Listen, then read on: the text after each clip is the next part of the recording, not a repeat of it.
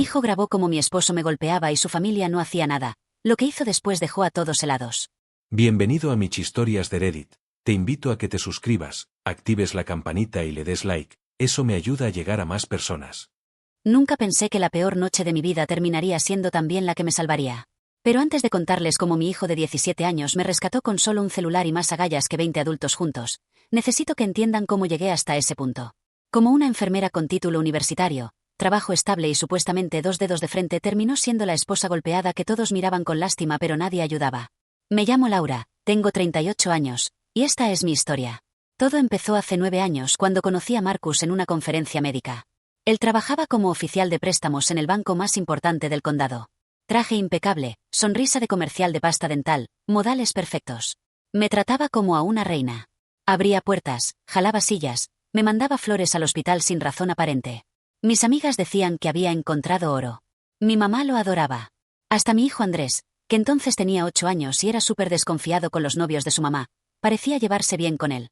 Las señales de alerta estaban ahí desde el principio, pero yo las ignoré como una idiota.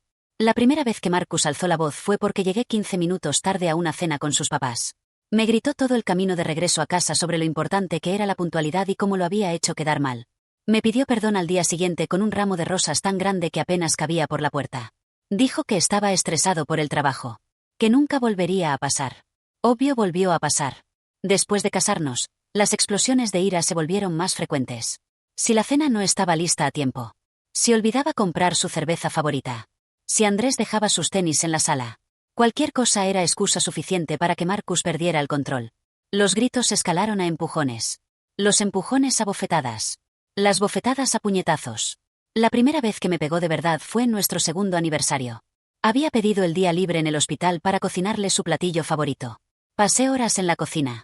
Todo tenía que salir perfecto. Pero se me quemó el arroz. Solo el arroz. El resto de la comida estaba deliciosa. Marcus llegó a casa, vio el arroz chamuscado y me estampó la cara contra la estufa. Me quemé la mejilla. Pasé 3 días inventándole al personal del hospital que me había resbalado en la regadera. Así empezó el ciclo. Marcus explotaba, me lastimaba, lloraba pidiéndome perdón, me juraba que cambiaría, me compraba algo bonito, se portaba perfecto por unas semanas y entonces volvía a explotar. Cada vez peor. Cada vez más violento. ¿Por qué no me fui? Esa es la pregunta que todo mundo hace cuando escucha estas historias, como si fuera tan simple como pararse y caminar hacia la puerta. Pero cuando estás adentro, cuando vives con miedo constante, cuando te han convencido de que todo es tu culpa, cuando te amenazan con quitarte a tu hijo, cuando te dicen que nadie te va a creer, cuando destruyen tu autoestima gota a gota hasta que ya no reconoces a la persona que ves en el espejo, salir se vuelve la cosa más aterradora del mundo. Marcus me tenía completamente controlada. Revisaba mi teléfono. Monitoreaba el millaje del carro. Me hacía llamarlo cada hora cuando estaba en el trabajo. Si me tardaba 5 minutos extra en el súper, llegaba a casa con un interrogatorio digno de la CIA. Me aisló de mis amigas. Convenció a mi familia de que yo era dramática y exageraba todo. Me hizo creer que sin él estaría perdida, que nadie más me iba a querer, que era una madre terrible y una esposa peor. Y lo peor de todo es que su familia lo sabía. Todos lo sabían. Los papás de Marcus, Richard y Donna, habían visto los moretones. Los cuñados habían escuchado los gritos. Las tías y tíos habían presenciado cómo me humillaba en público. Pero nadie decía nada. Nunca. Era como un pacto silencioso de hacerse pendejos. Mientras Marcus mantuviera su fachada de hombre exitoso y respetable para el resto del mundo, lo que pasara dentro de las 4 paredes de nuestra casa no importaba. Andrés vio todo. Mi pobre hijo tuvo que crecer viendo a su mamá maltratada y sin poder hacer nada al respecto. Su papá biológico, Miguel, había muerto en un accidente de moto cuando Andrés tenía 14 años. Fue devastador para ambos, pero especialmente para mi hijo que adoraba a su padre. Miguel fue el amor de mi vida, un hombre bueno que jamás me puso un dedo encima. Después de su muerte, me sentí tan sola, tan asustada de criar a un adolescente yo sola, que cuando apareció Marcus con sus promesas de estabilidad y familia, me aferré a él como náufrago a un salvavidas. Andrés nunca le cayó bien a Marcus. Decía que era respondón, rebelde, que se parecía demasiado a mí. La verdad es que Marcus estaba celoso de la relación que Andrés y yo teníamos. No soportaba que mi hijo fuera mi prioridad. Muchas veces el enojo que Marcus sentía hacia Andrés lo descargaba conmigo. Si mi hijo sacaba malas calificaciones, yo recibía la golpiza. Si Andrés llegaba tarde, yo pagaba las consecuencias. Mi hijo empezó a cambiar. El niño alegre y confiado que había sido se convirtió en un adolescente callado y vigilante. Siempre estaba alerta, siempre en guardia, esperando la siguiente explosión de Marcus. Intenté protegerlo lo más que pude. Muchas veces me interpuse físicamente entre Marcus y Andrés cuando sentía que mi esposo iba a desquitarse con él. Preferible que me pegara a mí que tocara a mi hijo. Pero Andrés no era tonto. Sabía exactamente qué estaba pasando. Y sin que yo lo supiera, estaba planeando algo. La noche de Navidad de hace un año fue cuando todo explotó. La familia de Marcus organizaba una cena enorme cada año. Asistían como 25 personas. Sus papás, sus 2 hermanos con sus esposas e hijos, un montón de tíos, primos, la abuela. Era el evento del año para ellos, donde presumían lo unida y perfecta que era la familia Reynolds. Había tenido una semana del infierno en el hospital. 3 enfermeras con gripe, una con neumonía, otra de incapacidad por cirugía. Estábamos tan cortos de personal que me tocaron turnos dobles 4 días seguidos. Apenas dormía 4 horas por noche. Cuando me miraba al espejo veía a un zombi con uniforme de enfermera. Para la cena de Navidad, la tradición dictaba que cada nuera tenía que llevar un platillo hecho en casa. Donna, mi suegra, era particularmente estricta con esto. Decía que comprar comida preparada era una ofensa a las tradiciones familiares y un insulto a la anfitriona. Las otras nueras, que eran amas de casa de tiempo completo, llegaban con sus guisos elaboradísimos que les tomaban días preparar. Yo, trabajando turnos de 14 horas, llegaba exhausta a competir con ellas. Ese año no tuve tiempo de cocinar absolutamente nada. El día de Navidad salí del hospital a las 3 de la tarde después de otro turno brutal. La cena era a las 6. Tenía que bañarme, cambiarme, arreglarme y llegar con mi platillo. Imposible. Pasé por la tienda y compré el mejor pay de manzana que encontré. Caro, de una panadería gourmet, pero comprado al fin. En cuanto puse la caja de cartón sobre la mesa de postres en casa de mis suegros, supe que estaba frita. Donna levantó la caja con 2 dedos, como si fuera un pañal sucio, y anunció para que todos escucharan.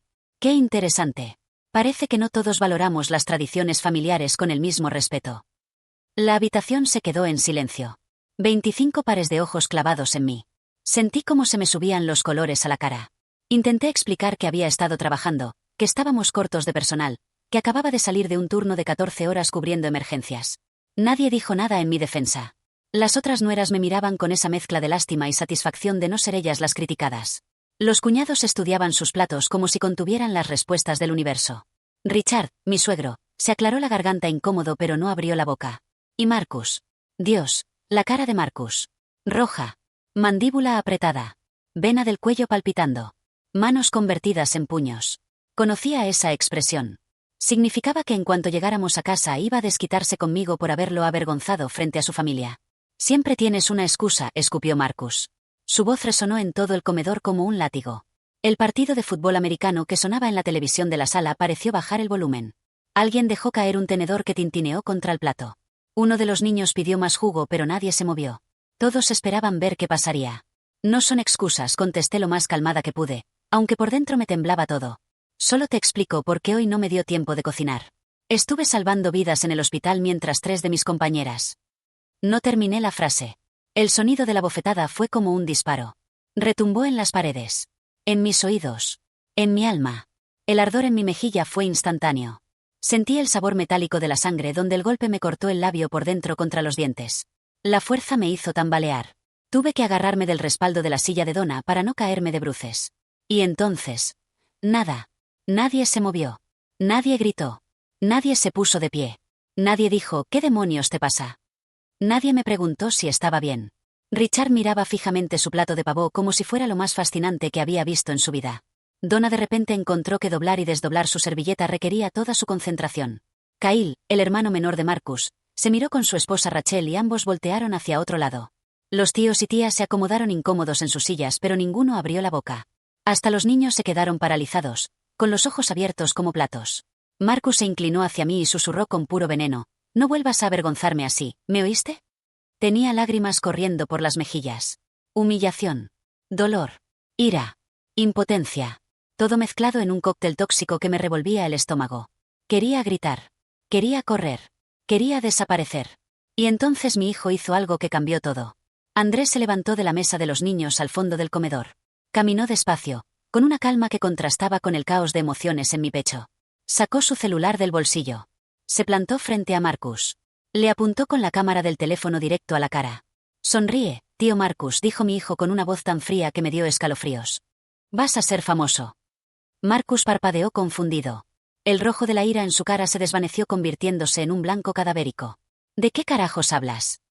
Llevo grabando desde que llegamos, anunció Andrés alzando la voz para que todos en el comedor lo escucharan perfectamente. Hace 2 horas. Cada comentario pasivo-agresivo de la abuela. Cada insulto velado. Cada amenaza.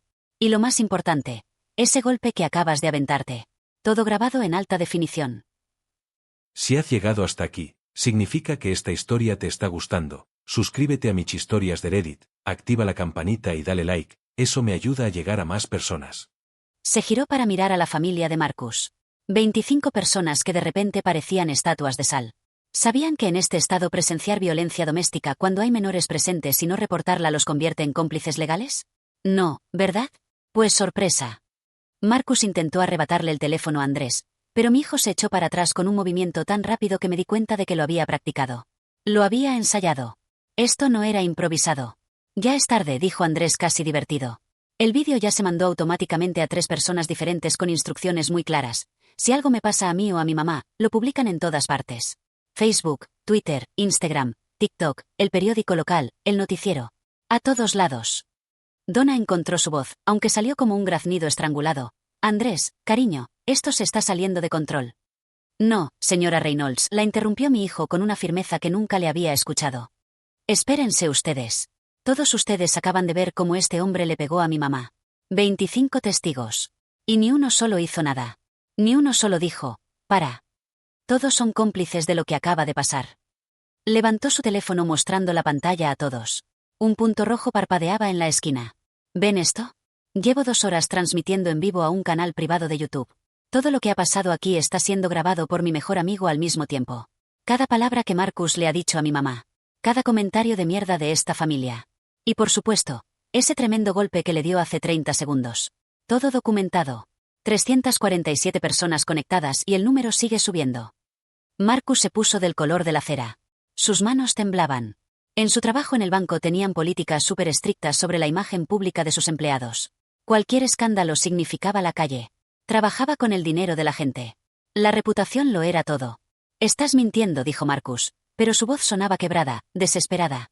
Apaga eso inmediatamente. No puedo apagar una transmisión en vivo, respondió Andrés encogiéndose de hombros. Y aunque pudiera, mi amigo ya tiene todo grabado en su computadora. Ah, y por si las dudas hice respaldos en 3 servicios diferentes en la nube. Ya sabes, por si mi teléfono sufre un accidente misterioso. Mi hijo miró directamente a cada persona en ese comedor. Uno por uno. Sosteniéndoles la mirada hasta que ellos la bajaban. Pero eso no es lo mejor, continuó. Lo mejor es que no empecé a grabar hoy. Llevo 3 años documentando todo. Cada vez que Marcus le grita a mi mamá. Cada moretón que ella tapa con maquillaje. Cada accidente sospechoso. Cada vez que llegó al hospital con lesiones y tuvo que inventar historias para sus compañeros. Cada amenaza que Marcus le hace en privado. Todo. El hermano menor, Kyle, por fin habló con voz temblorosa. Marcus, hermano, cálmate. Hablemos esto con calma. Cállate, rugió Marcus girándose hacia su hermano. No voy a dejar que este mocoso me amenace en frente de toda mi familia. Este mocoso, lo interrumpió Andrés con esa misma calma helada, acaba de salvar a tu esposa de otra golpiza que le ibas a poner cuando llegaran a casa. Y ya que estamos en esto, déjame explicarte exactamente qué va a pasar ahora.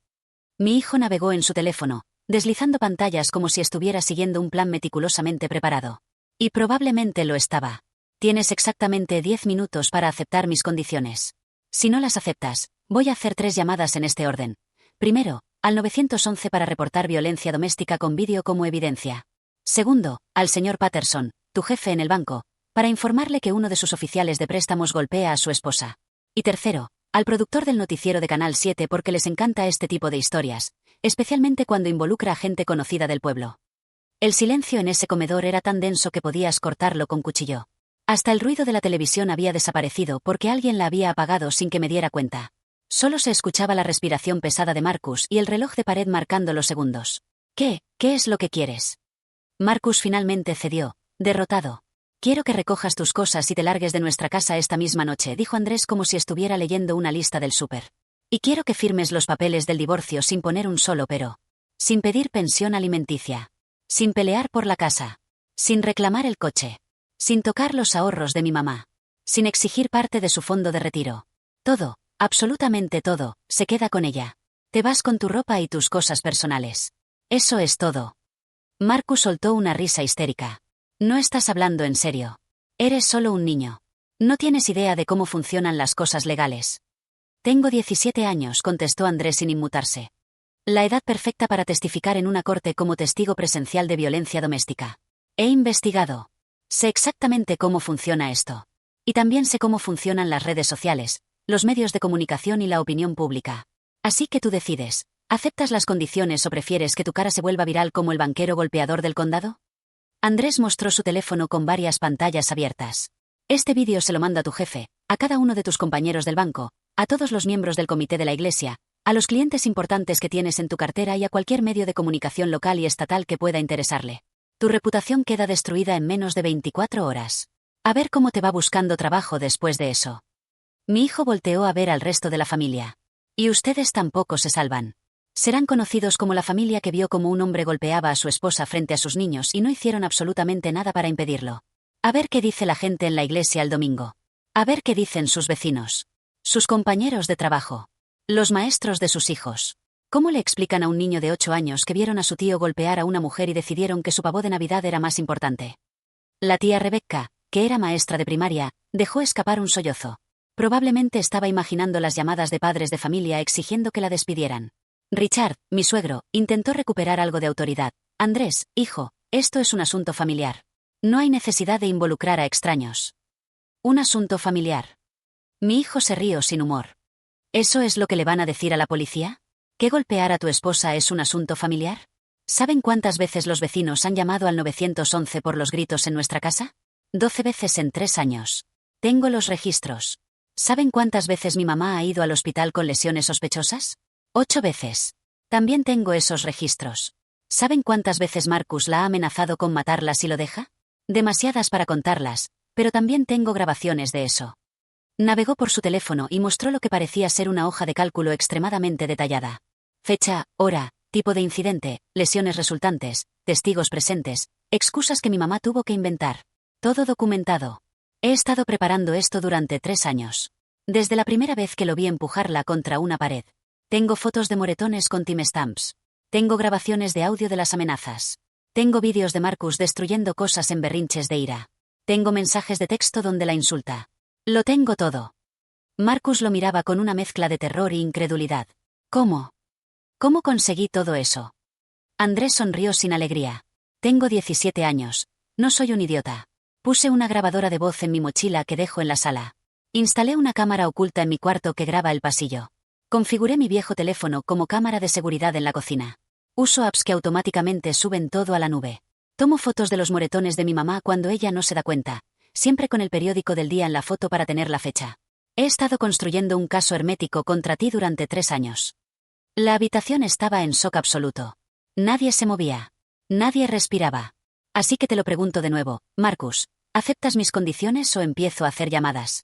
Te quedan 8 minutos. Marcus miró alrededor buscando apoyo. Su papá estudiaba el piso. Su mamá lloraba en silencio. Sus hermanos no lo miraban a los ojos. Está bien, susurró Marcus con la voz rota. Lo que quieras. Me voy. No te escucho, exigió Andrés levantando el teléfono. Y los 582 espectadores conectados tampoco. Dilo fuerte y claro para que quede en el vídeo. Marcus cerró los ojos. Tragó saliva. Cuando habló, su voz temblaba. Está bien. Me iré de la casa esta noche. Firmaré el divorcio sin pelear por nada. Insistió Andrés. ¿Y qué más quieres? Marcus sonaba quebrado. La disculpa. A mi mamá. Por 9 años de abuso. En vídeo. Para que todos estos testigos y los cientos de personas que están viendo esto en línea lo escuchen. Marcus apretó la mandíbula tan fuerte que pensé que se iba a romper los dientes. Pasaron varios segundos interminables. Finalmente, giró hacia mí. Sus ojos llenos de lágrimas de humillación y rabia. Perdón, murmuró apenas audible. Más fuerte, ordenó Andrés. Y específico. Di exactamente por qué te disculpas. La cara de Marcus se puso roja de nuevo, pero esta vez era vergüenza, no ira. Perdón por golpearte, dijo con voz entrecortada. Perdón por hacerte daño. Perdón por 9 años de abuso físico y emocional. Perfecto, dijo Andrés satisfecho. Tocó algo en su teléfono. Grabado, guardado y respaldado. Ahora tienes media hora para empacar tus cosas y largarte. Mi mamá y yo nos vamos a quedar en un hotel esta noche. Pero mañana cuando regresemos no quiero ver ni un rastro de que viviste ahí. Marcus se levantó tambaleándose. Parecía haber envejecido 10 años en 10 minutos. Salió del comedor sin mirar atrás. Desde el segundo piso se escucharon cajones abriendo y cerrando violentamente. Algo de vidrio se rompió contra una pared. Nadie en el comedor se movió durante varios minutos. Finalmente, Richard carraspeó nervioso. Tal vez debimos haber hecho algo antes. ¿Cuándo? Pregunté encontrando mi voz por primera vez. ¿Cuándo debieron haber hecho algo? ¿La primera vez que me vieron con un moretón? ¿La Navidad pasada cuando no podía ni sentarme del dolor? ¿El día de Acción de Gracias de hace 2 años cuando llegué con el brazo enyesado? ¿Cuándo exactamente debieron haber hecho algo? Nadie contestó. Donna se soltó llorando, el rímel corriéndole por toda la cara. No sabíamos que era tan malo. Sí sabían, dijo Andrés con frialdad. Todos sabían. Simplemente no les importó lo suficiente como para hacer algo al respecto. Volteó a ver a cada persona en la sala. ¿Cuántas veces la han visto llegar a estas reuniones con maquillaje extra cubriendo algo? ¿Cuántas veces inventó excusas sobre accidentes domésticos que no tenían sentido? ¿Cuántas veces escucharon a Marcus gritarle y solo subieron el volumen de la tele? Todos sabían. Todos vieron. Y todos decidieron que era más cómodo ignorarlo. La tía Rebecca, con voz temblorosa, dijo: aquella Pascua, cuando llegaste con lentes de sol adentro de la casa. Dijiste que tenías migraña. El tío Donald asintió despacio. El cumpleaños de Kyle. No podías mover el brazo derecho. Dijiste que te caíste en el jardín. Uno por uno, los familiares empezaron a confesar los momentos que habían presenciado y decidido ignorar. Cada confesión era como un cuchillo en mi pecho porque confirmaba lo que siempre sospeché. Todos lo sabían y a nadie le importó lo suficiente. 28 minutos después, Marcus bajó las escaleras arrastrando 2 maletas grandes y una mochila. Tenía el pelo hecho un desastre, la camisa por fuera, los ojos rojos. Se veía derrotado. Destruido. Me voy a quedar con Kyle unos días, anunció sin mirar a nadie. No, contestó Kyle inmediatamente. Su esposa Rachel lo había estado bombardeando con mensajes durante todo el drama. Rachel no quiere que estés cerca de nuestros hijos después de lo que vimos aquí. Marcus lo miró incrédulo. ¿Qué dijiste? Que te busques otro lugar, repitió Kyle más firme. Mi esposa no quiere que alguien que golpea a mujeres comparta techo con nuestros hijos. No queremos que crezcan pensando que eso es normal o aceptable. Marcus buscó desesperadamente otra cara amiga. Mamá. Donna negó con la cabeza sin mirarlo. Lo mejor será que te vayas, Marcus. Papá. Richard seguía estudiando su plato de pavo frío. Hazle caso a tu madre. Marcus agarró sus maletas, nos lanzó una mirada de puro odio a Andrés y a mí, y salió azotando la puerta tan fuerte que las ventanas temblaron. Andrés me tomó de la mano. Vámonos, mamá. Mientras recogíamos nuestros abrigos, el sobrino más pequeño de Marcus, un niño de como 7 años, se acercó tímidamente y me jaló la manga. ¿Ya no te va a lastimar?, preguntó con esa inocencia que solo tienen los niños. Me agaché a su altura, aguantando las ganas de llorar. Ya no, cariño. Ya no. Su mamá, mi cuñada Rachel, se acercó y me puso una mano en el hombro. Perdóname por quedarme callada tanto tiempo, dijo con los ojos llorosos. A veces hace falta que un niño nos recuerde lo que debimos hacer hace años. En el carro, Andrés y yo manejamos en silencio los primeros 20 minutos. Yo temblaba tanto que apenas podía mantener las manos firmes en el volante. Todavía sentía el dolor pulsante en mi mejilla. El sabor a sangre persistía en mi boca. ¿Desde cuándo planeaste todo esto?, finalmente logré preguntar. Desde la primera vez que te vi con un moretón que no podías explicar, contestó Andrés mirando por la ventana. Tenía 14 años. Sabía que nadie más te iba a ayudar. Así que decidí aprender cómo hacerlo yo mismo. Las lágrimas que había estado conteniendo finalmente se desbordaron. Lloré tan fuerte que tuve que orillarme. Mi hijo, mi bebé, había tenido que convertirse en mi protector porque los adultos a mi alrededor habían fallado completamente. No tenías que hacer esto, sollocé. Eres solo un niño. Esto es problema de adultos. Dejé de ser niño el día que papá murió, dijo Andrés con voz firme. Y definitivamente dejé de serlo cuando empecé a temer llegar a casa cada día. Cuando empecé a preguntarme si esa noche sería la que te mandara al hospital. Alguien tenía que protegerte, mamá. Y ninguno de esos adultos iba a hacerlo. Nos quedamos en un hotel barato del otro lado del pueblo. El recepcionista nos miró con preocupación obvia al ver mi cara hinchada y cómo Andrés me sostenía del brazo, pero no preguntó nada. Pedimos una habitación con 2 camas, pizza para cenar, y nos quedamos despiertas hasta las 4 de la mañana hablando. ¿De verdad tienes todo grabado?, pregunté. Andrés me mostró su teléfono. Carpetas organizadas por fecha. Vídeos. Audios. Fotos. Documentos. 3 años de evidencia meticulosamente catalogada. ¿Cómo aprendiste a hacer todo esto? YouTube, foros de Reddit, vídeos de abogados explicando qué tipo de evidencia se necesita en casos de violencia doméstica, explicó encogiéndose de hombros. Investigué durante meses antes de empezar a grabar. Quería asegurarme de que todo fuera legal, admisible en corte. También hablé con la consejera de la escuela de forma anónima, presentándolo como un proyecto hipotético. Ella me dio muchas ideas sin darse cuenta. Mi hijo de 17 años había hecho más para protegerme que cualquier adulto en mi vida. Al día siguiente llamé al trabajo diciendo que estaba enferma, algo que nunca hacía a menos que estuviera literalmente moribunda. Andrés faltó a la escuela por primera vez en su vida. Juntos fuimos a una ferretería y compramos cerraduras nuevas para todas las puertas y ventanas. Compramos cámaras de seguridad para instalar en la casa. Abrimos una cuenta bancaria completamente nueva a la que Marcus nunca tendría acceso. Transferimos todos mis ahorros ahí. Cuando finalmente regresamos a casa el día después de Navidad por la tarde, Marcus se había ido completamente. No solo había vaciado su closet y llevado sus cosas, sino que había borrado cualquier rastro de su existencia. Su sillón favorito ya no estaba en la sala. Sus palos de golf habían desaparecido del garaje. Hasta su colección de tazas de cerveza se había esfumado de la cocina. Pero también se llevó cosas que no le correspondían. La caja de joyas de mi abuela, que había estado en mi familia por generaciones, ya no estaba. El dinero de emergencia que escondía en una lata de café en la despensa había desaparecido. De mi baúl de recuerdos faltaban varios objetos valiosos, incluyendo el collar de perlas de mi bisabuela. El coraje me hirvió en las venas. Quería llamar a la policía inmediatamente y denunciarlo por robo. Andrés me detuvo. Déjalo quedarse con todo, mamá. Considéralo un precio baratísimo por tu libertad. Tenía razón. Unas joyas y algo de dinero no valían nada comparado con estar libre de 9 años de abuso. Las siguientes semanas fueron una pesadilla de trámites legales. Contraté a la mejor abogada de divorcio del condado. Marcus intentó contactarme múltiples veces. Llamadas. Mensajes de texto. Llegó a presentarse en el hospital tratando de hablar conmigo. Cada vez le recordaba que Andrés tenía toda la evidencia lista para hacerse pública y eso lo hacía retroceder. 6 meses después, Marcus firmó los papeles del divorcio sin objetar ni una sola cláusula. Su abogado probablemente le explicó que pelear solo expondría todo lo que Andrés había documentado. El proceso terminó en 8 meses, increíblemente rápido considerando lo complicados que suelen ser los divorcios con propiedades y finanzas involucradas.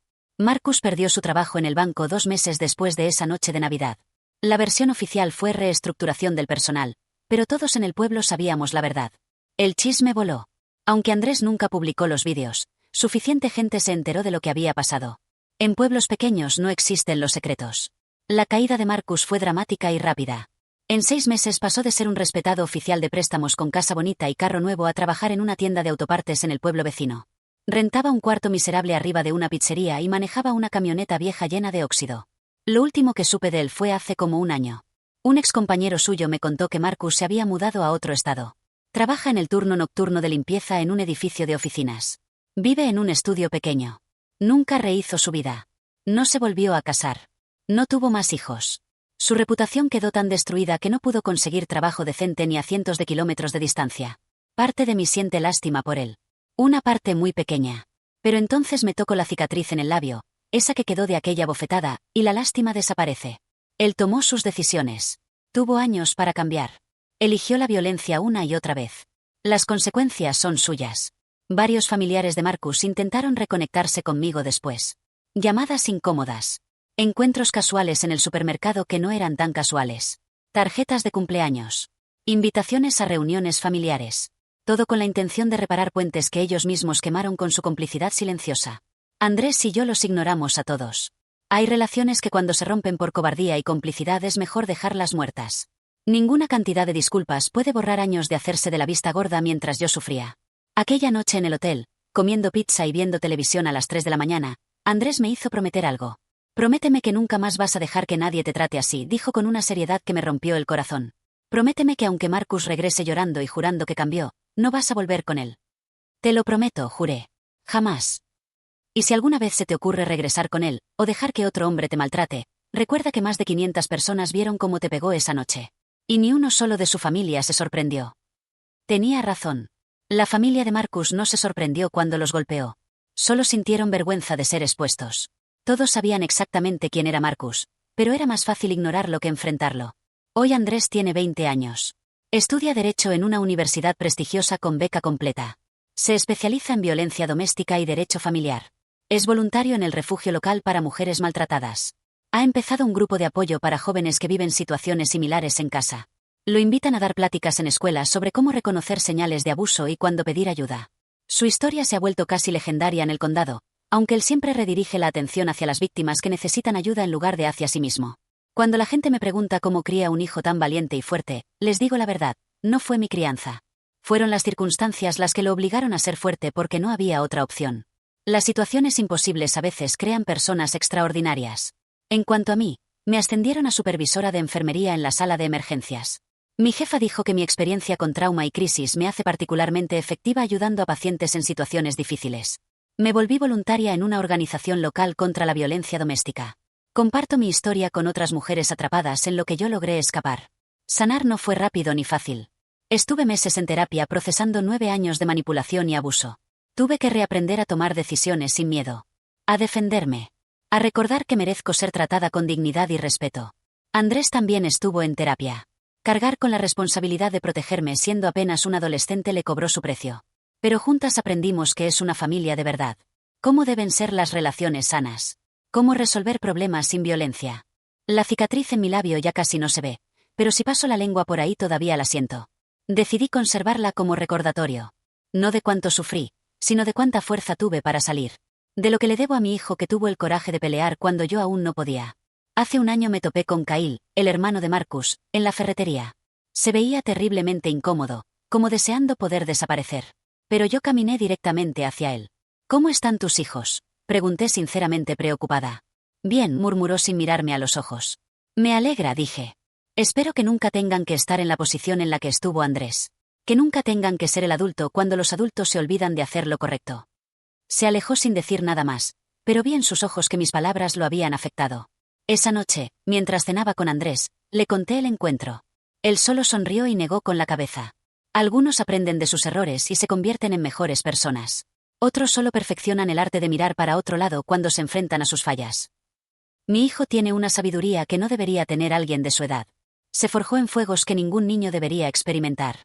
Pero salió más fuerte, más determinado, con una convicción moral que muchos adultos nunca alcanzan. Hace 3 meses, Andrés se graduó entre los mejores de su clase. En su discurso habló sobre la responsabilidad que viene con el conocimiento legal. Sobre la importancia de defender a quienes no pueden defenderse solos. Una reportera del periódico local se acercó después de la ceremonia. Había oído sobre el trabajo de Andrés con víctimas de violencia doméstica y quería hacer una entrevista. ¿Qué consejo le darías a otros jóvenes que ven abuso en casa?, preguntó la reportera. Documenten todo, respondió Andrés sin dudar. Fotos, vídeos, grabaciones, notas detalladas con fechas y horas. Pero lo más importante, recuerden que no es su culpa. No es su responsabilidad arreglar a los adultos. Su única obligación es mantenerse seguros y pedir ayuda cuando puedan. La reportera se volteó hacia mí. ¿Y usted qué le diría a otras mujeres en relaciones abusivas? Pensé cuidadosamente antes de responder. Tus hijos te están viendo, dije finalmente. Aprenden de ti que es normal en una relación. Aprenden si merecen respeto viendo cómo permites que te traten. Eso no significa que el abuso sea tu culpa, porque nunca lo es. Pero si no puedes encontrar fuerzas para salir por ti, tal vez puedas encontrarlas por ellos. El artículo salió en portada del suplemento dominical. En una semana, 4 mujeres diferentes se presentaron en el refugio diciendo que ese artículo las inspiró a dejar a sus parejas. Una de ellas llegó con su hijo adolescente. Cuando los conocí durante mi turno de voluntaria, el chico me recordó tanto a Andrés a esa edad. Asustado pero determinado. Enojado pero protector. Me senté con él y hablamos. Le di mi número por si necesitaba hablar con alguien que entendiera. 6 meses después me llamó. Su mamá tenía trabajo estable. Se habían mudado a su propio departamento. Él iba bien en la escuela. Su mamá estaba estudiando para trabajadora social en las noches. Esas son las verdaderas victorias. No el final dramático de mi matrimonio, sino los pequeños y silenciosos momentos de sanación que vinieron después. El proceso lento de reconstruir nuestras vidas. De recuperar la confianza. De recordar que somos más fuertes de lo que pensábamos. El mes pasado, en el aniversario de aquella terrible noche de Navidad, Andrés y yo empezamos una nueva tradición. En lugar de recordar el peor día de nuestras vidas con tristeza, lo celebramos como nuestro día de la independencia. Cocinamos juntos. Hice pan casero por primera vez en años sin presión ni miedo de que no saliera perfecto. Recordamos todo lo que nos trajo hasta aquí. La valentía que nos liberó. Las oportunidades que siguieron. Este año Andrés trajo a su novia, también estudiante de leyes. Comparten la pasión por la justicia social.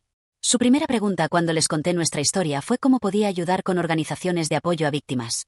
Viéndolos juntos en la cocina, riendo mientras preparaban la cena, hablando de sus planes futuros, me di cuenta de algo profundo. El ciclo de abuso que marcó mi matrimonio realmente se había roto. Andrés aprendió lo que es una relación sana viendo cómo reconstruimos nuestro mundo después de escapar. Aprendió que el amor no debe dar miedo. Que discutir no tiene que volverse violento. Que las parejas están para apoyarse, no para destruirse. No se lo enseñé con pláticas motivacionales. Lo aprendió viviéndolo. Viendo cómo nos levantamos cada día y elegimos ser fuertes. Cómo pedimos ayuda cuando la necesitamos. Cómo establecemos límites saludables. Cómo nos tratamos a nosotros mismos y a los demás con respeto. Ese adolescente de 17 años que enfrentó un salón lleno de adultos cobardes aquella noche hoy es un joven que pelea por justicia en todo el estado. Transformó su trauma en propósito. Su dolor en fuerza. Su miedo en valentía. Cuando alguien me pregunta cómo hice para criar a un hijo tan extraordinario, siempre respondo lo mismo: no lo crié para ser extraordinario. Las circunstancias extraordinarias lo convirtieron en quien tenía que ser. Mi trabajo fue simplemente sobrevivir lo suficiente para que él pudiera salvarnos a ambos. Tal vez el verdadero amor es eso. No grandes gestos románticos ni momentos perfectos de película. Es la decisión diaria de estar presente. De cuidarnos mutuamente. De confiar en la fuerza del otro incluso cuando esa fuerza parece desvanecerse. Es ver a un joven decidir que no va a permitir que lastimen a su madre una vez más. Es ver a dos personas reconstruir sus vidas sobre las cenizas de lo que fue. Es la valentía de romper patrones. De exigir mejor. De creer que todos merecen dignidad y respeto. Es libertad. Esa que se gana con sangre, sudor y lágrimas. Esa que aprendes a valorar por encima de todo porque sabes exactamente cuánto cuesta. Y sobre todo, es el futuro que seguimos construyendo juntos. Tomando decisiones valientes. Siendo honestos. Sanando. Creciendo. Viviendo sin miedo. A veces me pregunto qué habría pasado si Andrés no hubiera estado ahí aquella noche de Navidad. Si no hubiera tenido el coraje de hacer lo que ningún adulto se atrevió a hacer. ¿Habría terminado en el hospital con lesiones graves? ¿Habría muerto eventualmente a manos de Marcus? ¿Habría seguido otros 9 años inventando excusas y escondiendo moretones? Trato de no dejarme atrapar demasiado por esos pensamientos oscuros. Prefiero enfocarme en el presente. En el futuro brillante que estamos creando. Un futuro donde no tengo que caminar en puntas de pie en mi propia casa. Donde puedo tomar decisiones sin terror de las consecuencias. Donde los moretones que ocasionalmente tengo son de chocar con muebles porque soy torpe, no de puños llenos de rabia. Un futuro donde mi hijo puede ser joven en lugar de mi protector. Donde puede enfocarse en sus estudios y sus sueños en lugar de documentar evidencia de abuso. Donde puede reír sin ese filo de tensión constante preguntándose si esa noche será la mala. La cicatriz en mi labio se ha desvanecido casi por completo. La mayoría de la gente no la nota. Pero yo sé que está ahí. La toco a veces cuando necesito recordar. No recordar el dolor, sino recordar que sobreviví. Que fui lo suficientemente fuerte para salir. Que merecía algo mejor y tuve el coraje de buscarlo. Andrés tiene sus propias cicatrices. No físicas, pero igual de reales. 3 años de vivir en estado de alerta constante dejaron marca. De cargar con el peso de protegerme cuando debería haber sido al revés. De ver cosas que ningún niño debería ver. Pero está sanando también. La terapia lo ha ayudado. El trabajo que hace con otras víctimas lo ha ayudado. Ver que su valentía aquella noche salvó no solo nuestras vidas, sino inspiró a otros lo ha ayudado. Y tengo que creer que todo este dolor, todo este trauma, todo este horror sirvió para algo. Que las lecciones que aprendimos, por difíciles que fueron, nos hicieron más fuertes. Más empáticos. Más determinados a ayudar a otros. No pediría revivir ni un segundo de esos 9 años. Pero tampoco cambiaría quienes somos ahora por quienes éramos antes. El fuego nos quemó, sí. Pero también nos purificó. Nos mostró de qué estamos hechos. Nos enseñó que somos mucho más fuertes de lo que jamás imaginamos. Así que esta es mi historia. La historia de cómo llegué al fondo más oscuro y logré salir. De cómo mi hijo se convirtió en mi héroe. De cómo una familia completa eligió la cobardía y un adolescente eligió la valentía. Si estás leyendo esto y estás en una situación similar, escúchame, no es tu culpa. Mereces algo mejor. Y hay ayuda disponible. Llama a la Línea Nacional de Violencia Doméstica. Habla con alguien de confianza. Documenta todo. Haz un plan de escape. Pero sobre todo, créeme cuando te digo, hay vida después del abuso. Hay felicidad. Hay paz. Hay futuro. Sé que no parece posible cuando estás en medio de la tormenta. Yo también pensé que nunca saldría. Que era demasiado tarde. Que estaba demasiado rota. Que nadie me ayudaría. Pero aquí estoy. Libre. Viva. Más fuerte que nunca. Y si yo pude, tú también puedes. Si esta historia te ha gustado, suscríbete a Michhistorias de Reddit, activa la campanita y dale like, eso me ayuda a llegar a más personas. Miau.